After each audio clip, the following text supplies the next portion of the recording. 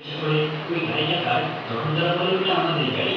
Police তখন বলে, বিনকার gorilla ঘুমিয়ে যায়। আর এবার অ্যাডি নিজেই বিনকে বের করার চেষ্টা করে, কিন্তু বিনকে বের করার সময় গরিলার ঘুম ভেঙে যায়। গরিলা উঠে অ্যাডিকে ধরে ফেলে, সামনে চিড়িয়াখানা দেখতে পায়। আর এটা কিন্তু সে কোনোভাবেই বেবি বিনকে খুঁজে পায় না। আর এরই মধ্যে মোটা মহিলাটা ভিকোর সামনে দিয়ে চলে গেলে ভিকো সেই ঝুড়ির মধ্যে বেবি বিনকে দেখতে পায়। তারপর তারা তিনজন মিলে সেই মহিলাটাকে ফলো করতে থাকে। সেই মোটা মহিলা একটু পরে টের পেয়ে যায় যে ওই তিনজন তাকে ফলো করছে, তাই সে সাথে সাথে নিজের ঝুড়ি রেখে তাদেরকে মারতে শুরু করে। ঝুড়িটা মাটিতে রাখার কারণে বিন ঝুড়ি থেকে নেমে আবার হামাগুড়ি দিয়ে চলতে শুরু করে। আর পাশের একটা শপিং মলে ঢুকে পড়ে। এই শপিং মলে যারা শপিং করতে আসতো তাদের বাচ্চাদের জন্য আলাদা বেবি কেয়ার ইউনিট ছিল।